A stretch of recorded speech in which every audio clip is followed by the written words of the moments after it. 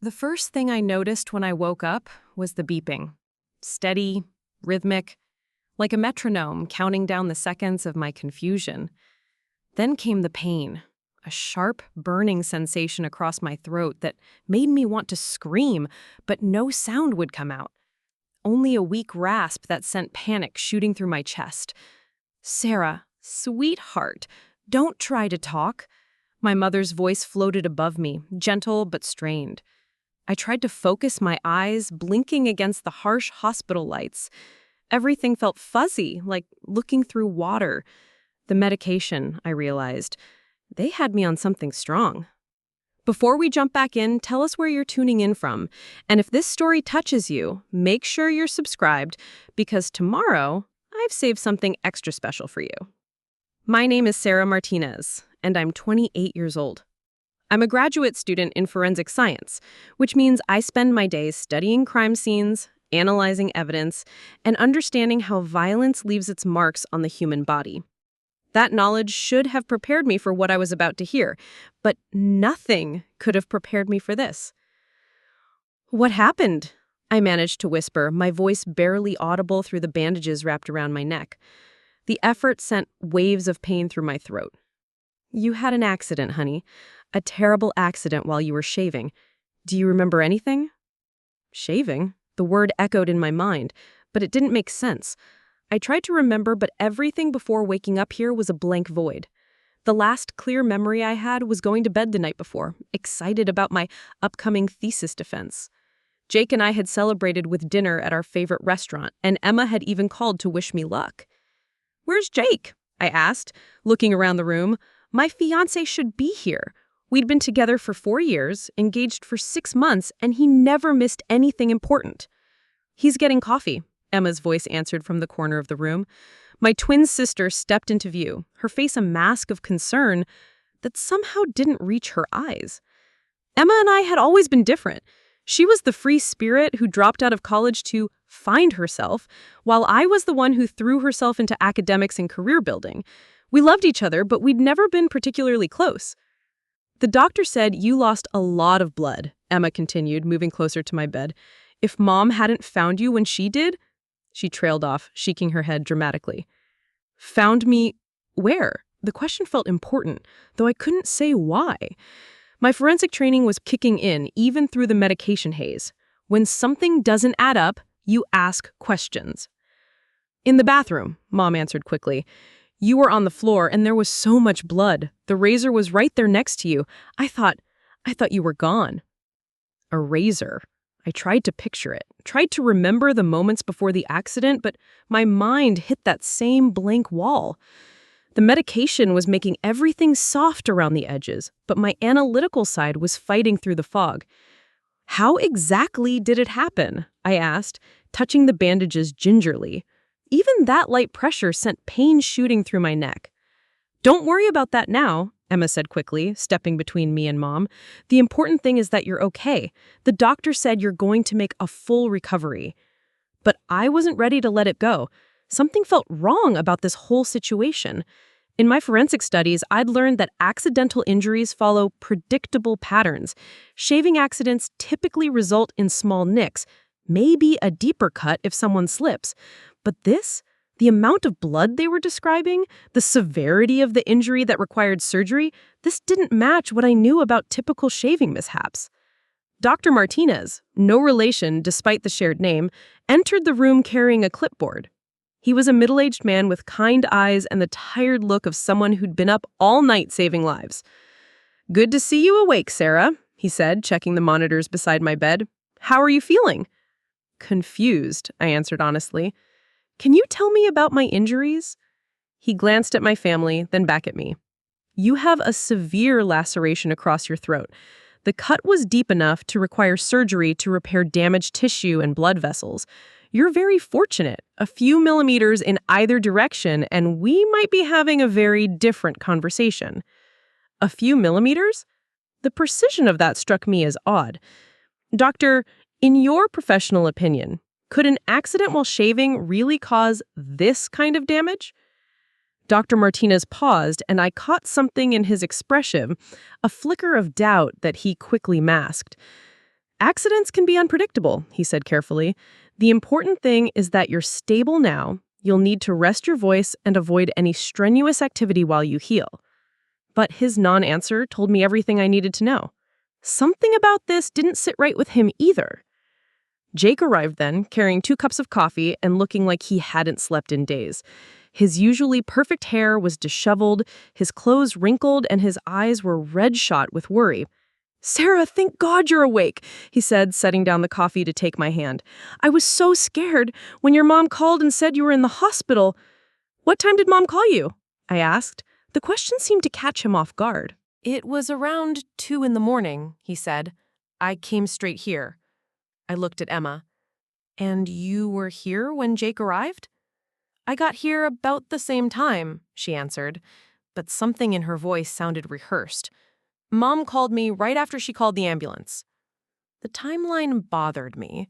If I had the accident while shaving, that would typically happen in the evening or morning. What was I doing shaving at what must have been close to midnight? "I don't remember any of this," I said, frustration creeping into my voice, despite the effort it took to speak. "I don't remember going to the bathroom. I don't remember shaving. The last thing I remember is going to bed around 10:30. "That's normal," Emma said quickly. "The doctor said trauma can cause memory loss. Your brain is protecting you from remembering something horrible." But my forensic training told me otherwise. Memory loss from trauma typically involves the moments immediately surrounding the incident, not several hours beforehand. And the more questions I asked, the more uncomfortable everyone seemed to become. "I'd like to see the bathroom," I said. "When I get home, I want to see where it happened." "Sarah, why would you want to put yourself through that?" Mom asked, her voice sharp with concern. "You need to focus on healing, not reliving trauma." "It's not about reliving anything. It's about understanding what happened. In forensic science, we call it reconstructing the scene." Emma and Mom exchanged a look that I caught despite my medication-induced fog. It was quick, but it was there. A moment of silent communication that excluded me entirely. "Maybe we should let Sarah rest," Emma suggested. "She's been through enough already." But I wasn't ready to rest. My mind was starting to clear, and with clarity came questions that demanded answers.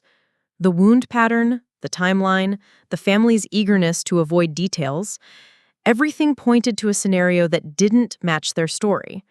As Jake held my hand and my family gathered around my bedside, I made a decision. I was going to investigate my own accident.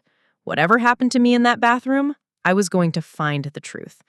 Because if there was one thing my forensic training had taught me, it was that the evidence never lies. People do. Circumstances can be misleading, but physical evidence tells the real story.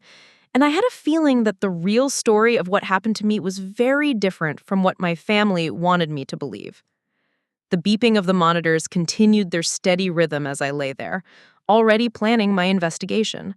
I was going to solve this case, even if it meant discovering that the people I trusted most had been lying to me from the moment I opened my eyes. 3 days later, I was discharged from the hospital with a stack of prescriptions and strict instructions to rest. The ride home was uncomfortable. Every bump in the road sent pain shooting through my neck, and the heavy bandages made it difficult to turn my head. But I was grateful to be leaving. Hospitals made me claustrophobic, and I needed to be somewhere familiar to think clearly. "Are you sure you're ready for this?" Jake asked as he helped me out of his car. "You could stay with your mom for a few more days." "I need to be home," I said, my voice still hoarse from the injury. Home was the apartment I shared with Lily Chen, my best friend since undergraduate school. Lily was away on a nursing conference, which meant I'd have the place to myself for the investigation I was planning. Emma had insisted on coming home with us, claiming I needed someone to look after me while Jake was at work. I wanted to object, but I was still weak, and part of me wondered if having her there might actually help me figure out what really happened. "The bathroom's all cleaned up," Emma announced as she followed us into the apartment. "I made sure there was no trace of, I didn't want you to see all that blood." That stopped me cold. "You cleaned the crime scene?" "Crime scene," Emma laughed, but it sounded forced. "Sarah, it was an accident. There's no crime scene." Any scene where someone is injured is a scene that should be preserved until the cause is determined, I said, the forensic investigator in me taking over, despite my weakness. Emma, you may have destroyed important evidence. Evidence of what? You had an accident while shaving. What evidence could there possibly be? I didn't answer, but my mind was racing. If Emma had cleaned the bathroom thoroughly, it would make my investigation much more difficult, but not impossible. Even the most careful cleaning leaves traces that can be detected with the right techniques. Jake helped me settle on the couch, propping pillows behind me and making sure I had everything I needed within reach. He was being wonderful, attentive, caring, worried about my every comfort. But I could see the stress this was taking on him, too.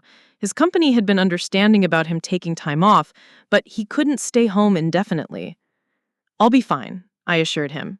Emma's here, and I'm just going to rest anyway. After Jake left for work, promising to call every few hours, Emma busied herself in the kitchen, making tea and fussing over me like an anxious mother hen. It was sweet, but also unlike her.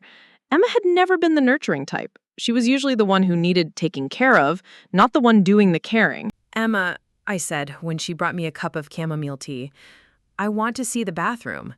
Sarah, I really don't think that's a good idea. You're still recovering, and seeing the place where it happened might trigger some kind of emotional response. I need to see it, please. She hesitated, then sighed in defeat. Fine, but I'm staying with you. I don't want you fainting or having a panic attack. The bathroom looked normal. Too normal, in fact. Emma had done a thorough job cleaning. The surfaces gleamed, there was a fresh scent of bleach in the air, and everything was arranged with the kind of precision that spoke of deliberate effort. I stood in the doorway, trying to picture what had happened. According to their story, I had been shaving at the sink when I somehow severely injured my throat with the razor. But as I looked at the setup, problems with that narrative immediately became apparent. "Where's the razor I was supposedly using?" I asked. "The paramedics threw it away. It was contaminated with blood." "What kind of razor was it?" "Just a regular disposable one, nothing special." I moved carefully to the sink, examining the mirror and the surrounding area. If I had been facing the mirror while shaving and somehow cut my throat deeply enough to require surgery, there should have been blood spatter on the mirror and the wall behind the sink, but both surfaces were spotless. "Emma, when you cleaned, was there blood on the mirror?"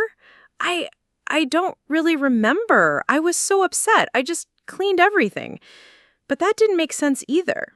In my forensic classes, we'd studied countless case photos of bathroom accidents and suicides. The patterns were predictable. Arterial spray creates distinct spatter patterns that would be impossible to miss. If my injury had been as severe as the doctor described, there should have been significant blood evidence on multiple surfaces.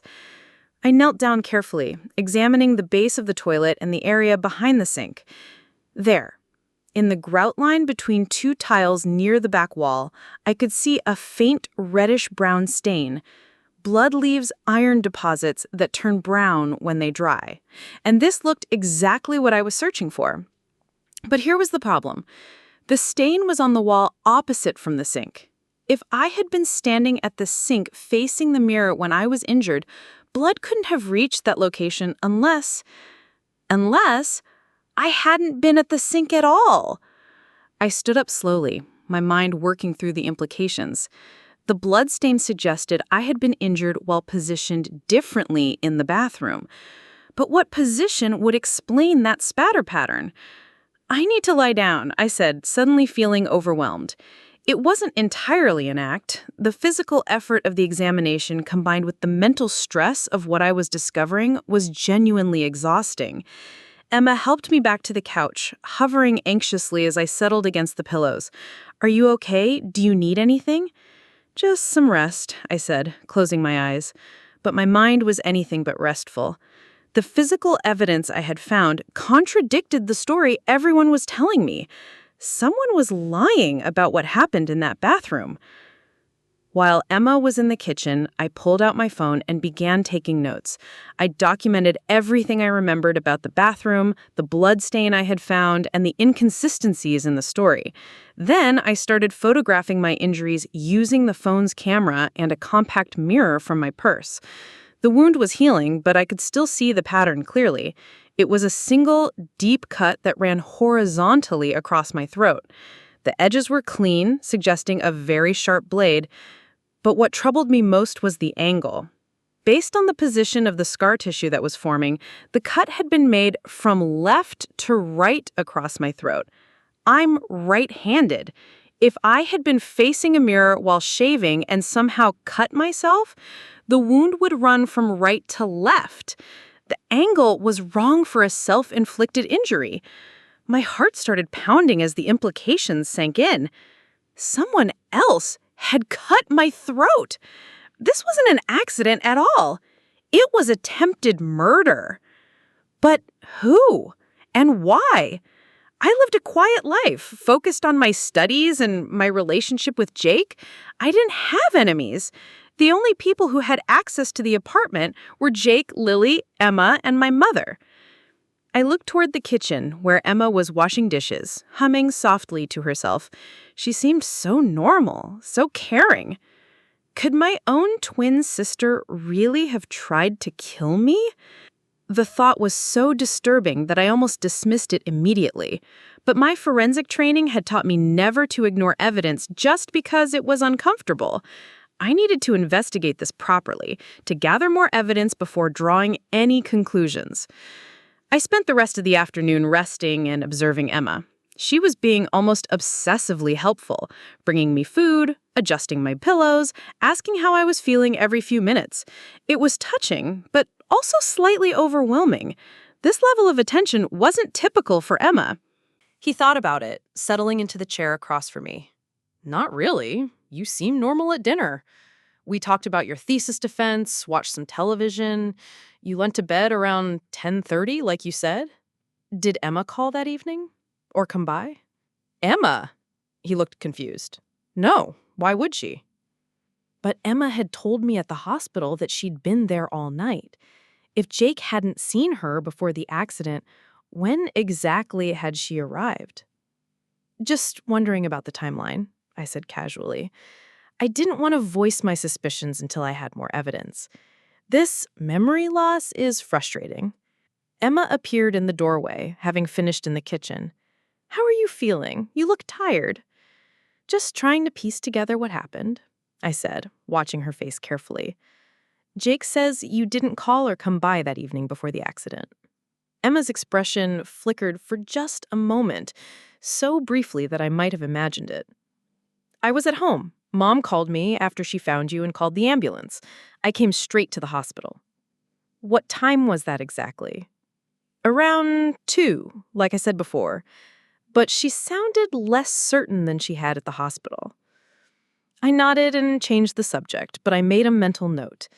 Emma's story had small inconsistencies, and those inconsistencies were important. In forensic investigation, we say that truth is consistent, but lies require memory. That night, after Jake had gone to bed and Emma was settled on the couch, I lay awake thinking.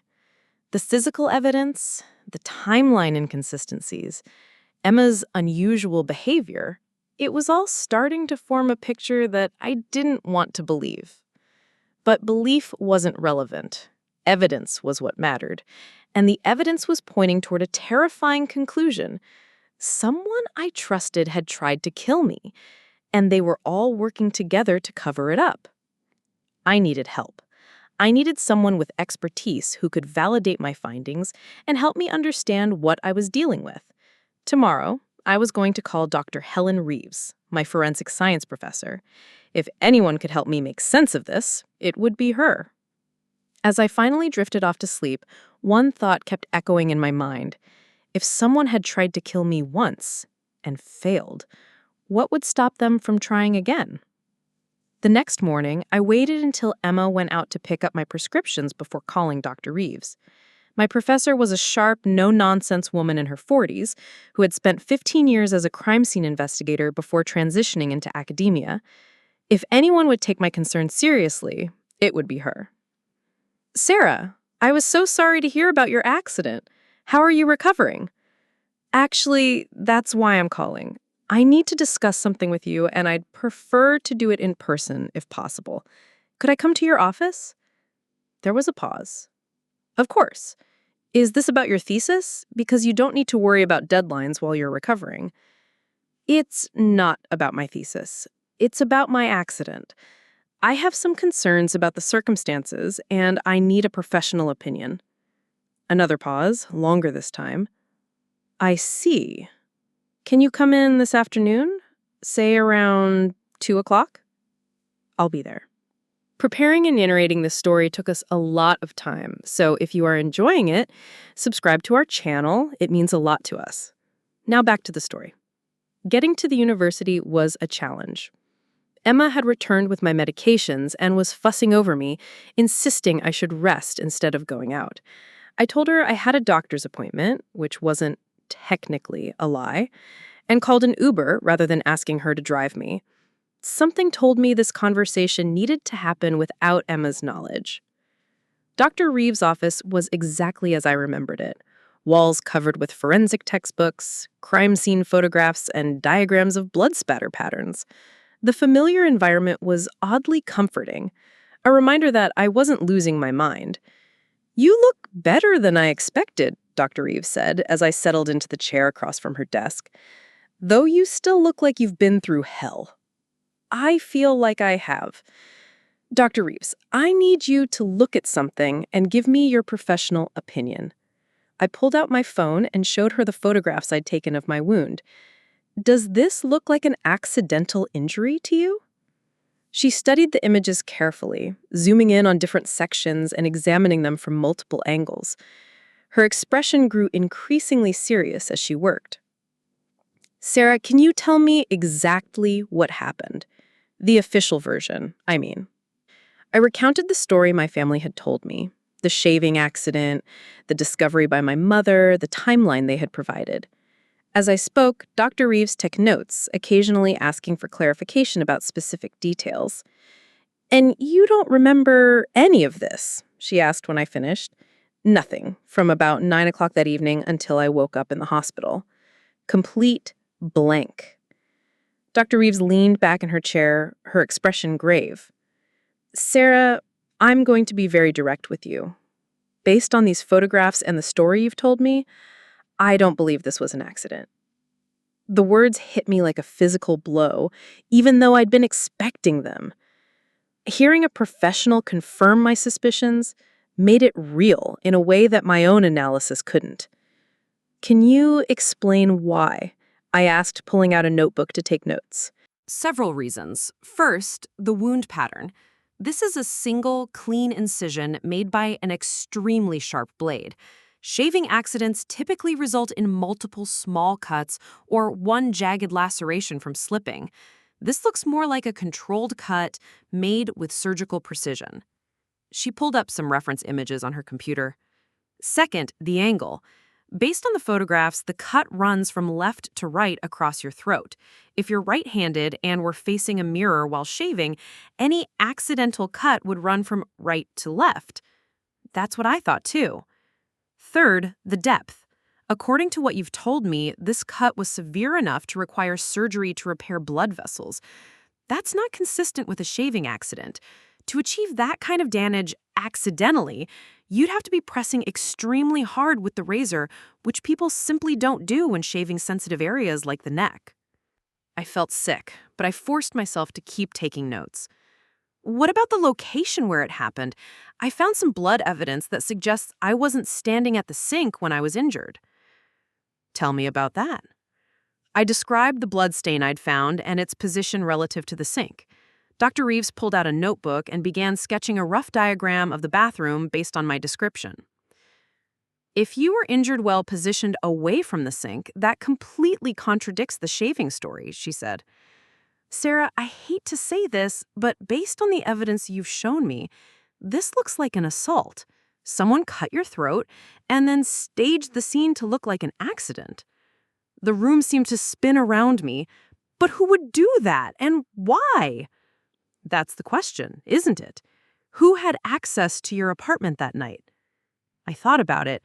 Jake, but he was asleep in bed. My roommate Lily, but she's been out of town. Emma, but she says she was at home until after the accident. And my mother, but she has a key for emergencies. What about Emma specifically? You mentioned she was unusually helpful afterward. She cleaned the bathroom before I could examine it properly. She claimed she was trying to spare me the trauma of seeing blood, but it had the effect of destroying potential evidence. I nodded, feeling nauseous.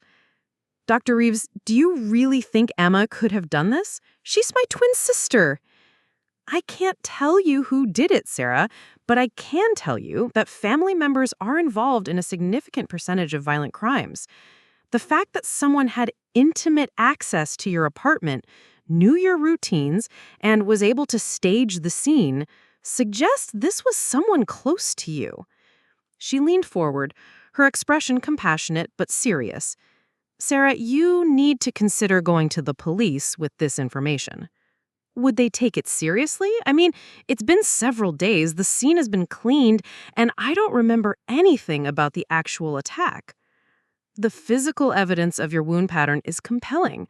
Combined with the inconsistencies in the story and the suspicious behavior afterward, it might be enough to open an investigation. I thought about Detective Carlos Rivera, who had been mentioned in one of the hospital reports as the responding officer. I'd never met him, but I knew he worked violent crimes. There's something else, I said. Since I've been home, Emma has been different. She's been hovering, watching me constantly, and she's been handling a lot of my personal correspondence. She says she's trying to help, but it feels like she's monitoring me. In what way? She's been answering my emails, dealing with calls from my graduate program, things like that. When I asked to see what she'd been handling, she claimed she was just trying to reduce my stress during recovery. Dr. Reeves made more notes. Sarah, I want you to document everything, every inconsistency in the story, every unusual behavior, anything that seems off. And I want you to be very careful about who you trust while you're vulnerable. You think I'm in danger?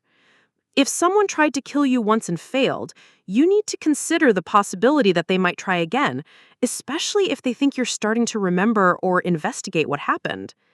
The thought sent a chill down my spine. What should I do?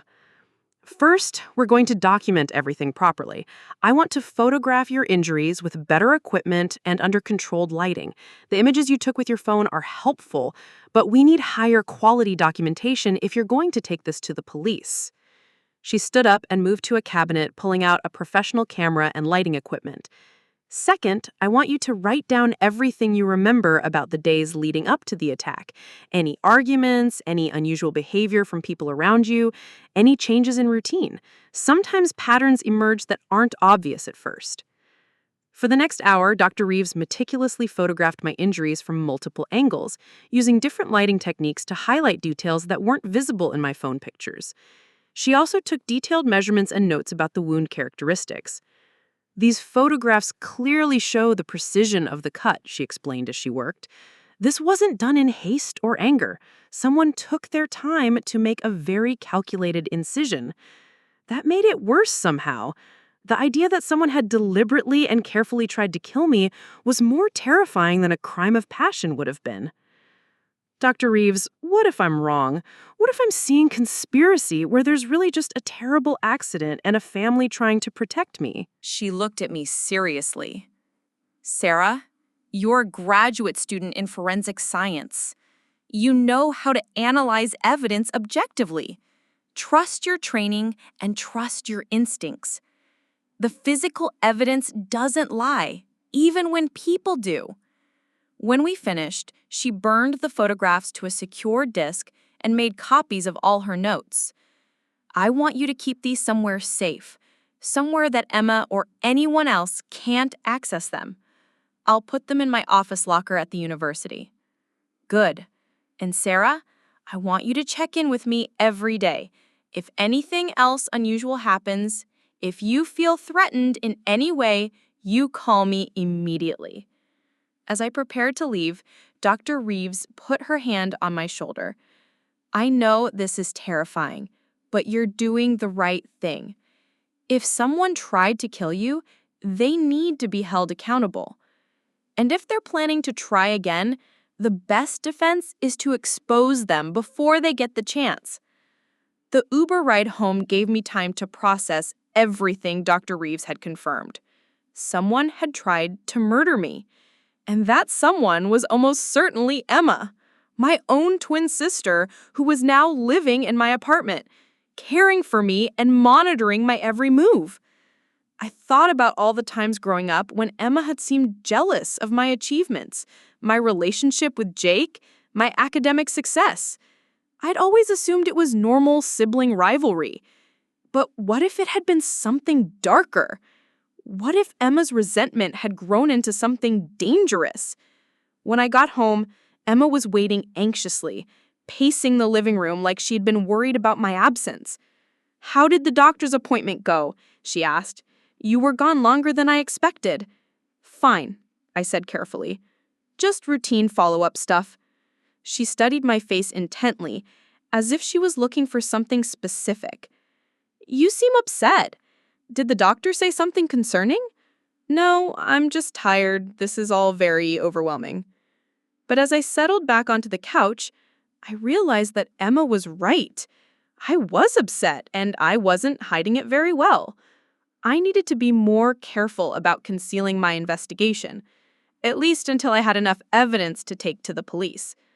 The problem was, if Emma really had tried to kill me, she was now in the perfect position to finish what she'd started. She was living in my apartment, monitoring my activities, and everyone trusted her to take care of me. I was trapped with my potential murderer, and she had no idea that I was starting to figure out what she'd done. Over the next few days, I watched Emma with new eyes. What I had previously interpreted as caring behavior now looked like something much more sinister. She was always nearby, always listening to my phone calls, always asking who I'd been talking to. When I mentioned wanting to check my email, she quickly offered to handle it for me. "You need to focus on healing," she said, settling next to me on the couch with my laptop. "Let me take care of the boring stuff." I watched as she opened my email account, typing in my password without hesitation. That struck me as odd. When had I given Emma my password? I tried to remember but came up empty. Had she somehow obtained it without my knowledge? "You have a lot of messages from the university," Emma said, scrolling through my inbox. "I'll respond to the important ones for you." "I'd like to see them first." "You're supposed to be resting, Sarah. Besides, it's mostly just administrative stuff about your thesis timeline and some updates about the graduate program orientation next week." Graduate program orientation. I had completely forgotten about it in the chaos following my accident. It was an important event where new thesis candidates presented their research proposals to the department faculty. "I need to prepare for that," I said. "My presentation isn't ready." Emma's fingers paused on the keyboard. "Actually, I already sent them an email explaining that you wouldn't be able to attend due to your injury. They completely understood." "What did you do?" The sharpness in my voice made Emma look up in surprise. "I was trying to help. You're in no condition to give a presentation right now." She had a point, but something about the way she'd handled it bothered me. Emma had never shown much interest in my academic career before. Why was she suddenly so involved in managing my university correspondence? "Can I see exactly what you wrote to them?" I asked. Emma hesitated for just a moment before turning the laptop screen towards me. The email was professional and appropriate, explaining that I was recovering from a serious injury and requesting to postpone my presentation. But it was also very detailed about my medical situation, more detailed than necessary. "How did you know all these specifics about my medical situation? About the surgery and the recovery timeline?" "I was there, Sarah. I heard what the doctor said." But as I read the email more carefully, I noticed something else. The writing style was slightly different from my usual academic tone. Emma had always been a good writer, but she had her own voice, her own way of phrasing things. This email contained subtle elements that sounded more like Emma than like me. I'd like to send a follow-up email myself to clarify a few things. What things? I think I covered everything pretty thoroughly. Emma's expression tightened almost imperceptibly. Don't you trust me to handle this properly? It's not about trust. It's about maintaining my own relationships with the faculty. She sighed and handed me the laptop. Fine, but don't overexert yourself. As I composed my own email, I became aware of Emma reading over my shoulder, watching every word I typed. When I paused to think about phrasing, she would offer suggestions. When I mentioned wanting to schedule a meeting with my advisor, she questioned whether that was really necessary. Dr. Morrison is very busy, Emma said. Maybe you should wait until you're feeling better before taking up her time. Dr. Morrison specifically asked me to keep her updated on my progress. She won't mind.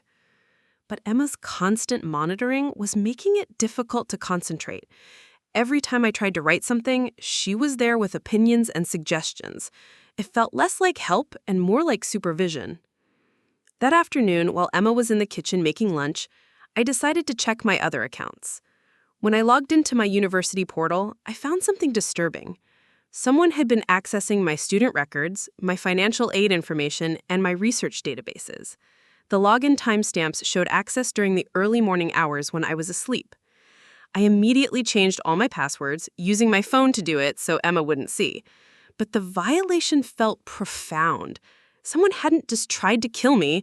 They were now systematically accessing my digital identity. When Jake came home from work that evening, I decided to test something. Jake, do you remember Emma mentioning anything about helping with my university emails? She said she was handling some administrative stuff for you. Why? Did she ask you for any of my passwords or account information? Jake looked confused. No, why would she need that? I glanced at Emma, who was pretending to read a magazine but was clearly listening to our conversation. Just wondering how she knew my login information. Oh, that, Emma said without looking up. You told me your password a few months ago when you asked me to check something for you while you were in class. I didn't remember that conversation, but then again, I didn't remember a lot of things these days. The head injury and medications were affecting my memory in ways that made it difficult to distinguish between genuine gaps and selective forgetting. What exactly have you been handling for me? I asked. Emma finally looked up from her magazine. Just routine things, confirming your thesis timeline, updating your contact information, responding to some departmental surveys. Nothing major. But something in her tone suggested there was more to it. I made a mental note to check my university accounts more thoroughly when I had privacy. That night, after everyone was asleep, I quietly used my phone to log into my email account. What I found there made my blood run cold. Emma hadn't just been responding to routine administrative emails. She had been having detailed conversations with faculty members about my research, my thesis progress, and my career plans. More disturbing, she seemed to know intimate details about my academic work that I had never shared with her. One email exchange with my research advisor was particularly troubling. Emma, writing as me, had discussed changing my thesis topic and had demonstrated knowledge of forensic techniques that would have required months of study to acquire. When had Emma learned so much about my field? I scrolled through more messages and found something even worse. Emma had been in contact with the graduate program coordinator about my assistantship position. She had suggested that I might need to take a leave of absence due to health issues and had offered to meet with faculty members to discuss my situation in person. The implications hit me like a physical blow. Emma wasn't just managing my correspondence during my recovery. She was systematically gathering information about every aspect of my life: my academic work, my financial situation, my relationships with colleagues and friends. It was as if she was studying me, learning to become me. The next morning, I waited until Emma went out for groceries to call Lily.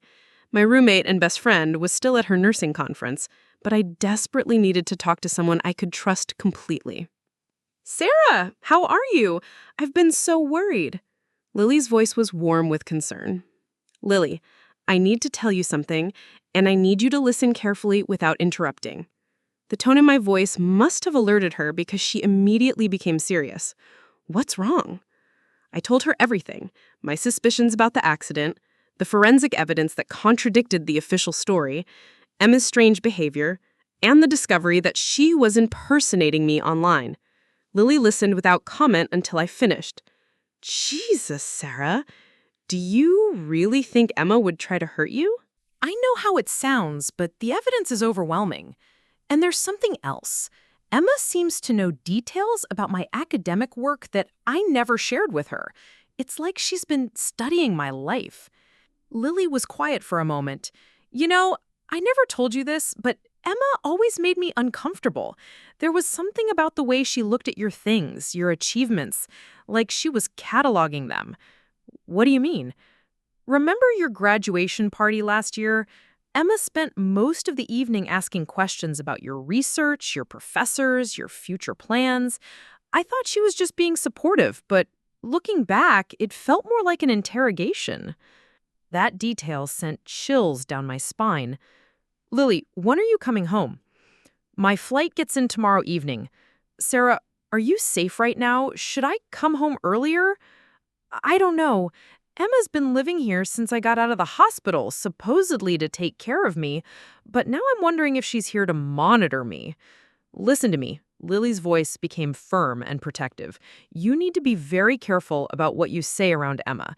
If she really did try to hurt you, she might try again if she thinks you're getting suspicious. I know, I've been pretending everything is normal, but it's getting harder. Do you have somewhere else you could stay? I thought about it. My grandmother Elena lives about 20 minutes away. She's always been sharp, and she's never been fooled by Emma's charm. Maybe she would have some insights. That's a good idea. Can you get there safely? I think so. Emma will be back soon, but I can tell her I'm going to visit Grandma Elena. It won't seem suspicious. After I hung up with Lily, I called my grandmother. Elena Martinez was 78 years old, but had the mental acuity of someone half her age. She had raised my father after my grandfather died young, and she had always been perceptive about family dynamics. Mija, how are you feeling?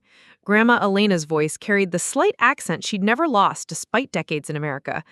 I'm healing, Grandma, but I need to talk to you about something important. Can I visit you this afternoon? Of course, Mija. I'll make you some soup. When Emma returned from the grocery store, I was ready with my story. I'd like to visit Grandma Elena today. I haven't seen her since the accident, and I know she's worried. Emma's expression flickered with something I couldn't identify. Are you sure you're up for that? It's a long drive, and you're still weak. I'll be fine. The fresh air will do me good. I could drive you, Emma offered quickly. That's not necessary. I can manage. Sarah, I don't think you should be driving yet. What if you get dizzy or have pain while you're behind the wheel? She had a point medically, but something about her insistence on controlling my movements bothered me. Then I'll call a rideshare. Let me come with you then. I'd love to see Grandma Elena too. That was exactly what I didn't want. Emma, you've been taking care of me constantly for days. You deserve a break. Stay home and relax. After some more back and forth, Emma reluctantly agreed to let me go alone, but she made me promise to call her when I arrived and when I was ready to come home. The ride to Grandma Elena's house gave me time to think about how to approach this conversation. I needed to be careful about what I said. I didn't want to sound paranoid or delusional, but I also needed honest input from someone who had known both Emma and me our entire lives. Grandma Elena lived in a small but immaculate house filled with family photographs and the scent of whatever she was always cooking. When she opened the door, her sharp eyes immediately assessed my condition. You look terrible, Mija. Come, sit down. As she bustled around making tea and serving homemade cookies, I gathered my courage to begin the difficult conversation. Grandma, I need to ask you about Emma, about how she's been acting lately. Her movements paused almost imperceptibly. What do you mean? Has she seemed different to you, more interested in my life than usual? My grandmother sat down across from me, her weathered hands folded in her lap. Sarah, there's something I've been wanting to talk to you about, but I wasn't sure if I should. What is it? The morning you were hurt, Emma came to see me very early, before 7 o'clock. She seemed agitated, nervous. She kept asking strange questions about your childhood, about which one of you was born first, about your father's will. My heart started pounding. What kind of questions about the will? She wanted to know if you were listed differently than her because you were the older twin. I told her that you were both treated equally, but she seemed dissatisfied with that answer. Did she say why she was asking? Elena shook her head. When I pressed her about it, she claimed she was just curious. But, Sarah, I've lived long enough to recognize when someone is planning something. Emma had the look of a person working through a problem. What time did she leave your house? Around 8:30. She said she had things to do before work. But Emma had told everyone she was at home that morning until Mom called about my accident around 2 a.m. If she had left Grandma Elena's at 8:30, where had she been for the rest of the day? Grandma, did Emma seem surprised when she heard about my accident? Elena considered this carefully. Now that you ask, no. When your mother called to tell me what had happened, I called Emma immediately, but she already knew. She said, Mother had called her first, but Sarah, something felt wrong about that conversation. Emma didn't sound shocked or worried. She sounded prepared. The pieces were falling into place, and the picture they created was terrifying. Emma had been at Grandma Eliana's early that morning asking about inheritance. She had been somewhere unknown for most of the day, and when the accident happened, she had been prepared rather than surprised. There's more, Eliana continued. Over the past few months, Emma has been asking me questions about you, your plans after graduation, your relationship with Jake, your financial situation. At the time, I thought she was just being sisterly, but now, you think she was gathering information. Yes. And Sarah, there's something else you should know. Your father's insurance policy and the trust fund he set up, they have specific provisions about what happens if one of you dies before the other. I felt cold all over. What kind of provisions? The survivor inherits everything. Your father thought it would be simpler than dividing everything between your children someday. Emma knew about the inheritance clause. She had been asking about it the very morning I was attacked. And if I had died from my injuries, she would have inherited not just my trust fund, but also my life insurance policy and any other assets I had. The motive was finally clear. This wasn't just about jealousy or sibling rivalry. Emma had tried to kill me for money. I stayed at Grandma Eliana's for several hours, and by the time I returned home, I had a much clearer picture of what Emma had been planning. But I needed concrete evidence before I could go to the police. Suspicions and circumstantial evidence wouldn't be enough to convince Detective Rivera to take this seriously. Emma was waiting anxiously when I walked through the door, immediately fussing over me and asking about my visit. "How's Grandma Eliana? You were gone longer than I expected." "She's doing well. We had a nice long talk." Emma's eyes searched my face carefully. "What did you talk about?" "Family stuff. Old memories. She always likes to reminisce about when Emma and I were kids." I watched Emma's expression closely as I spoke. She seemed relieved that I was talking about innocent topics, but there was still tension in her posture. That night, after Emma had gone to sleep on the couch, I began my real investigation. Using my phone's flashlight, I carefully searched Emma's belongings. In her purse, I found a small notebook filled with what looked like personal information about me, my social security number, my bank account numbers, passwords to various accounts. But the most damning evidence was tucked inside a folder in her overnight bag. Emma had printed out copies of insurance policies, legal documents, and financial statements, all related to my father's estate and my personal assets.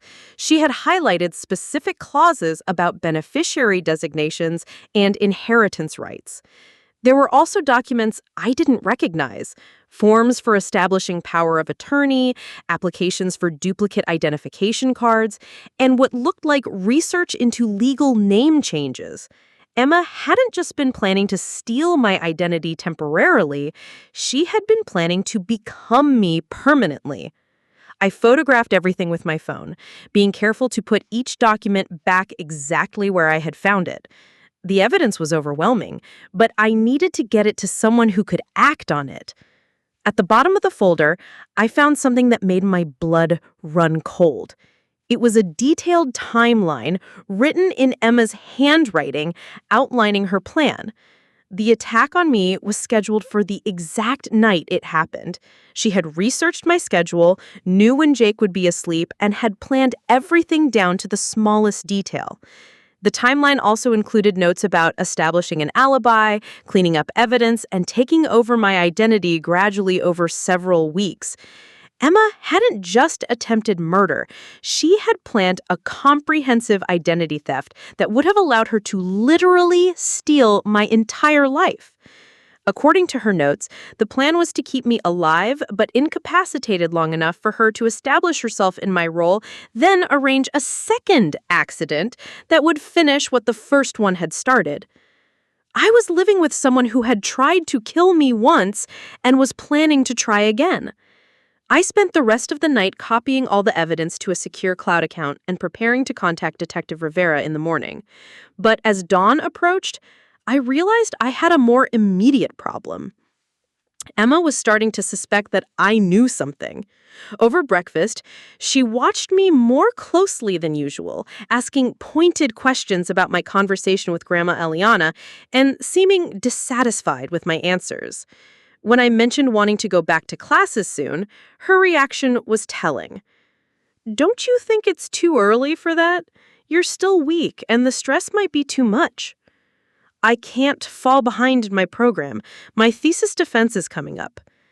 "Actually," Emma said carefully, "I've been thinking about that. What if you took a medical leave of absence, just for one semester, to focus on recovery?"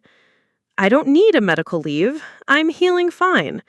"But Sarah, what if something happens? What if you have complications, or the stress triggers some kind of relapse?" The way she said it sounded less like concern and more like a threat. Emma was running out of time to execute her plan, and she was getting desperate. I made an excuse about needing to rest and went to my room to call Detective Rivera. It was time to bring in law enforcement before Emma decided to accelerate her timeline. But when I picked up my phone to make the call, I discovered that Emma had been even busier than I thought. She had somehow gained access to my phone overnight and had deleted several contacts, including Dr. Reeves' number. Emma was cutting off my connections to the outside world, isolating me, and preparing for whatever she was planning next. I was running out of time, and I was running out of allies. The trap was closing, and I needed to escape before Emma decided it was time to finish what she had started. Dr. Reeves accompanied me to meet Detective Carlos Rivera, a tired-looking man who barely glanced up when we entered his cluttered office. "Shaving accident, right?" Rivera said, scanning his notes. "These things happen." "I don't think it was an accident," I said, showing him the forensic evidence Dr. Reeves had compiled. Rivera studied the photographs of my wound patterns and Emma's planning documents. His expression shifted from dismissive to concerned as Dr. Reeves explained the inconsistencies in clinical terms. "This is unusual," he admitted, "but you're asking me to believe your twin sister attempted murder, then moved in to care for you while stealing your identity. The evidence supports that conclusion. Evidence gathered by searching personal belongings without a warrant." Rivera sighed.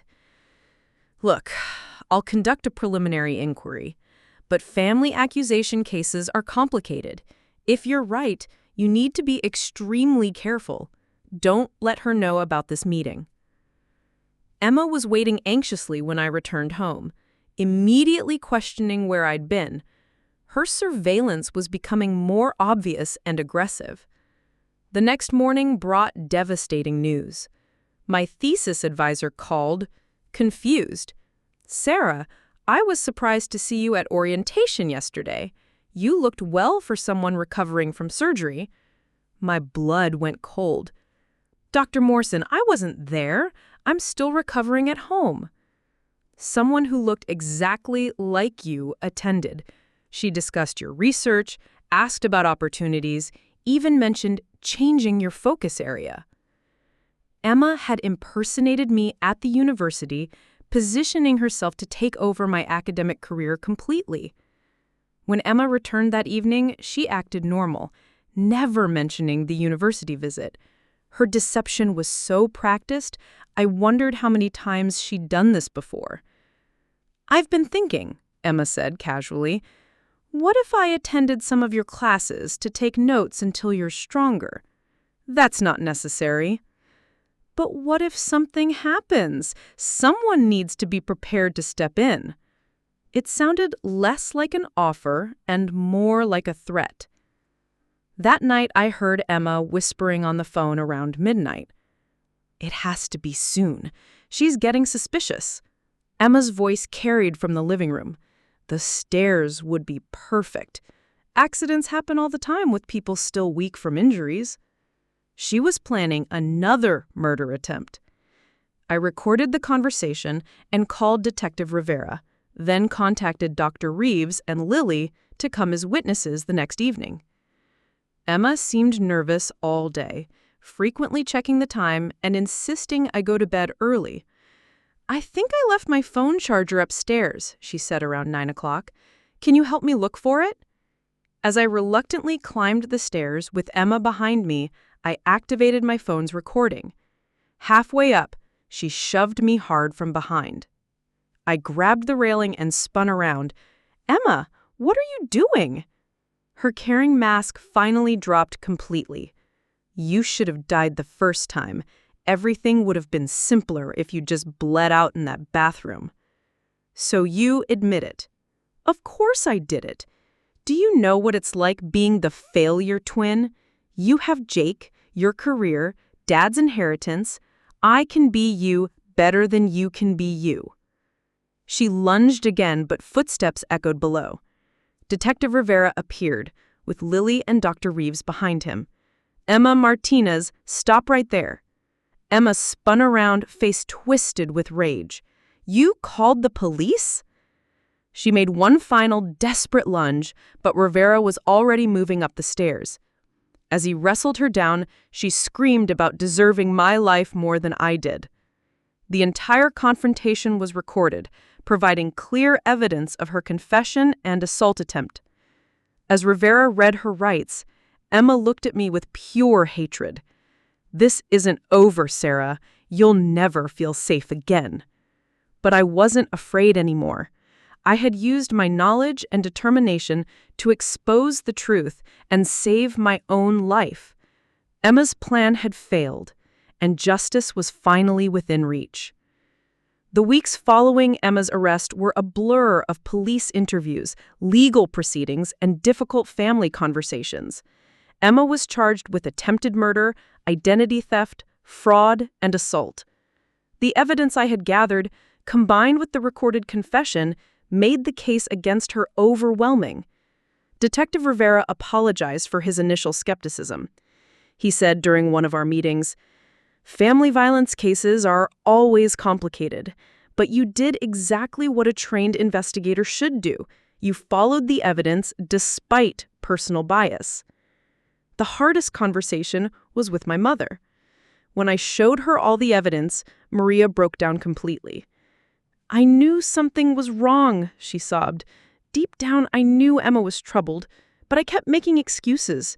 I failed you, Sarah. I failed both of you." "Mom, Emma made her own choices. You couldn't have prevented this." "But I could have listened when you questioned the accident story. I could have supported you instead of dismissing your concerns. I was so afraid of losing both my daughters that I nearly lost you anyway." Maria began attending therapy to understand her role in enabling Emma's behavior. It was painful watching my mother grapple with years of denial and guilt, but it was also necessary for healing. Jake struggled with his own feelings of betrayal and confusion. Emma's manipulation had been so subtle that he hadn't recognized it, even when she was actively trying to seduce him away from me. "I keep thinking about all the times she seemed concerned about you," Jake said one evening as we sat together on the couch. "She was so convincing. How do you move forward knowing someone you trusted completely was planning to destroy you? One day at a time, I replied, taking his hand.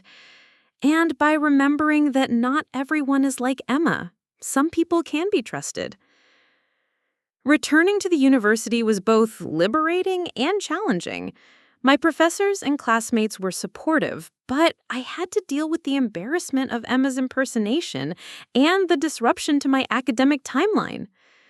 Dr. Morrison was particularly understanding. Your experience has given you insights into criminal behavior and forensic investigation that most students never acquire, she said. Consider incorporating this into your thesis research. She was right. My ordeal had taught me things about evidence analysis, victim psychology, and family violence that no classroom could provide. I decided to focus my thesis research on the intersection of forensic science and domestic violence cases. Dr. Reeves became more than just a professor. She became a mentor and friend. You solved your own attempted murder case, she reminded me during one of our meetings. That takes remarkable intelligence, courage, and determination. Don't let Emma's actions make you doubt your abilities. Lily moved back into our apartment and helped me reclaim my space. We changed all the locks, rearranged the furniture, and I had the bathroom completely renovated. I needed to erase the physical reminders of what had happened. You're different now, Lily observed one day as we cleaned out Emma's belongings. Stronger, but also more cautious. She was right. The experience had changed me fundamentally. I was more careful about trusting people, more aware of the signs of manipulation, more protective of my personal information. But I was also more confident in my abilities and more determined to use my knowledge to help others. Emma's trial took place 6 months later. I testified as both victim and expert witness, explaining the forensic evidence and walking the jury through my investigation. Emma's defense attorney tried to argue that she was mentally ill, but the premeditation and calculated nature of her actions contradicted that claim. When I took the stand, Emma stared at me with the same cold hatred I'd seen on the stairs that night. She had refused all plea bargains and shown no remorse for her actions. Miss Martinez, the prosecutor asked, in your professional opinion as a forensic science student, was this attack random or planned? Based on the evidence, this was a carefully planned attempted murder with multiple backup plans. The defendant researched my schedule, prepared alibis, gathered financial documents, and had contingency plans for identity theft. This was not the act of someone suffering from temporary mental illness. This was calculated, methodical, and profit-motivated. Emma was convicted on all charges and sentenced to 25 years in prison. As the verdict was read, she finally showed emotion, not remorse, but rage that her plan had failed. The judge's words during sentencing stayed with me. The defendant used her intimate knowledge of the victim's life and the victim's love and trust to attempt murder for financial gain. This represents one of the most serious betrayals of family bonds this court has seen. A year later, I successfully defended my thesis on forensic analysis in family violence cases.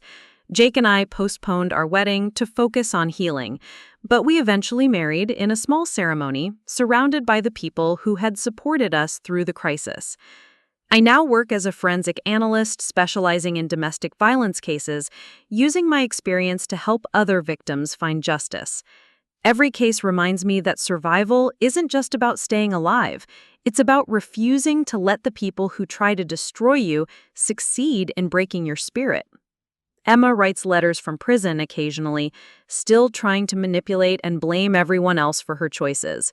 I don't read them anymore. She's stolen enough of my life already.